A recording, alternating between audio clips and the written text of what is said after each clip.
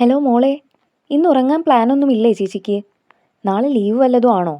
അല്ല, ഇങ്ങനെ കാര്യമായിട്ട് ചിന്തിച്ചു കൂട്ടുന്നോണ്ട് ചോദിച്ചതാ. അനഘ വിടാനുള്ള ഭാവമില്ല ആരതിയെ. പറന്നു നടക്കുന്ന അവളുടെ ചിന്തകൾക്ക് ഭംഗം വരുത്തിക്കൊണ്ട് അനഘ വീണ്ടും ചോദിച്ചു.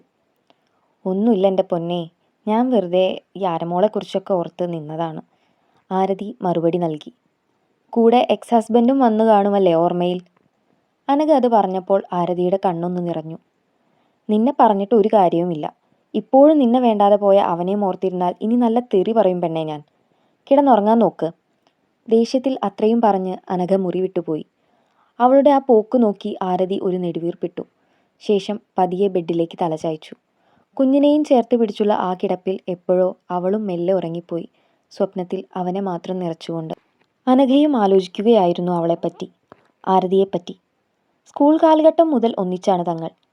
അങ്ങനെ ഇണപിരിയാ സുഹൃത്തുക്കൾ എന്നൊന്നും പറയാൻ കഴിയില്ലെങ്കിലും ഒരാവശ്യം വന്നാൽ ഏതു പാതിരാത്രിക്കും നിസ്സംശയം വിളിക്കാൻ കഴിയുന്നൊരു മനോഹരമായ ബന്ധം.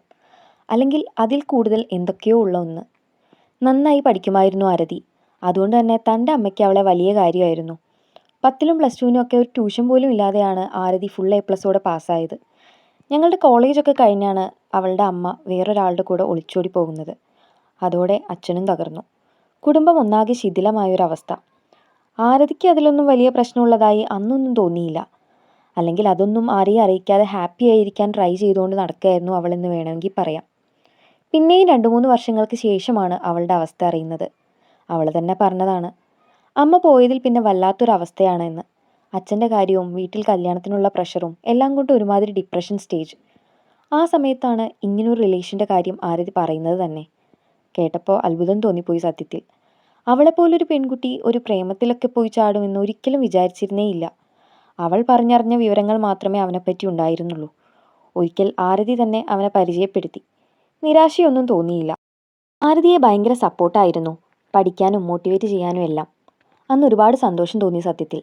നല്ലൊരു ഡിസിഷനായിരുന്നു ആരതി തിരഞ്ഞെടുത്തത് എന്ന് തോന്നി. ചുമ്മാ പൈങ്കിളി കപ്പിൾസിനെ പോലെയേ അല്ലായിരുന്നു അവർ.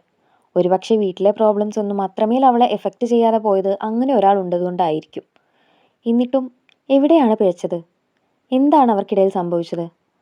അത്രമേൽ ട്രസ്റ്റ് ഉണ്ടായിരുന്നത് കൊണ്ടാകാം അവൾക്ക് പിടിച്ചു നിൽക്കാൻ പറ്റാതെ പോയത്. ഇത്രയൊക്കെ അയാൾ അവളെ വേദനിപ്പിച്ചു.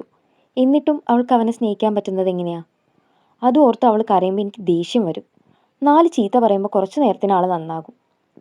അന്ന് രാത്രിയിലെ അനഘയുടെ ചിന്തകളും തൻ്റെ ആരതിയെക്കുറിച്ചായിരുന്നു. മറ്റൊരിടത്ത് അവനും ആ ഒരുവളെ മാത്രം ഓർത്ത് നേരം വെളുപ്പിക്കാൻ ശ്രമിച്ചുകൊണ്ടിരിക്കുകയായിരുന്നു.